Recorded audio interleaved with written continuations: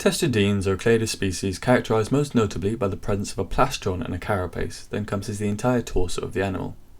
In other words, testudines are, well, turtles, and turtles at first glance seem to be a very diverse species.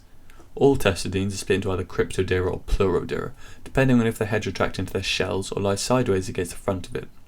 They can also be fully terrestrial, fully aquatic, or reside in most places in between. Historically, this diversification has meant that turtles have stood the test of time, with ancestors originating potentially between 200 and 260 million years ago. Now, however, testudines face newly anthropogenic threats that they seem uniquely unsuited to, and diversification has dropped to around 348 species. In comparison, squamate reptiles, including all species of snakes and lizards, possess over 10,900 currently recognized species. So are man-made threats to blame, or does the suddenly apparent threat of extinction correlate with historical trends? Well, in February of 2021, Robert Thompson and Philip Spinks at the Universities of Hawaii and California began researching the phylogenetics of turtles in regards to the rates of speciation and extinction, that is, the rates at which new species occurred and others went extinct. By estimating these figures, they aimed at measuring the rates of diversification, and after observing molecular data on nearly 600 individual turtles, they found some pretty interesting trends. Marine turtles, or Chelonidae, have an extensive fossil record due in part to their aquatic habitat. Using this, a separate study conducted by Nicholson in 2015 was able to identify a period of high speciation for testudines that occurred not long after their initial appearance in the late Triassic period. From the Jurassic to the Cretaceous, testudines continued to thrive during a period known as the Cretaceous thermal maximum, during which sea surface temperatures may have risen to as high as 36 degrees Celsius, and a global anoxic extinction occurred. An anoxic event is caused by a rapid depletion in oxygen within areas of the sea, resulting in areas of toxicity. This is believed to have occurred around 85 to 90 million years ago, but it's worth noting that the megacontinent of Pangaea experienced its separation not long before this period, and so the global climate was already experiencing massive variation. Nicholson used the testudine fossil record to link this period of geographical change with the turtle species radiation that occurred at the same time. He theorized that a change in sea level presented new climates in temperate regions, and that this presented new niches for prehistoric turtles to fill.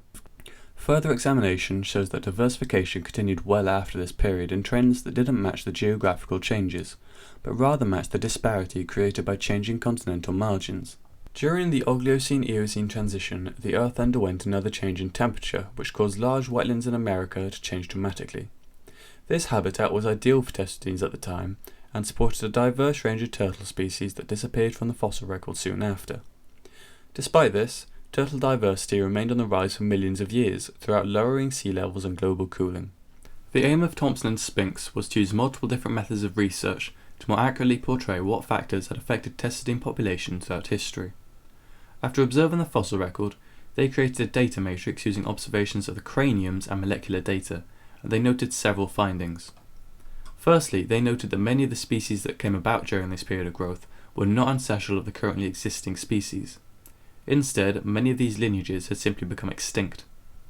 Secondly, they realized that their theories on the significance of changing sea levels could be proven by examining the fossil record of these areas specifically, and by then comparing the diversity found here with habitats further from coastal areas.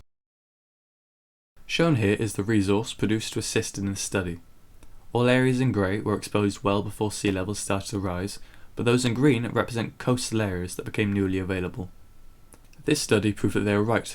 Although the aridification of certain areas had raised suitable chelonid habitats, on a global scale it was beneficial to the testudine order.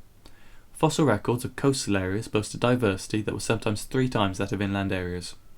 This highlighted the importance of utilising global data when observing phylogenetic populations, and provided justification for the current conservation efforts being implemented. After all, if turtle populations are proven to rely on coastal areas, they are certain to be increasingly susceptible to the effects of global warming. Testudine populations have experienced a massive decrease in recent years that have brought a clade which has been thriving for millions of years to the brink of extinction.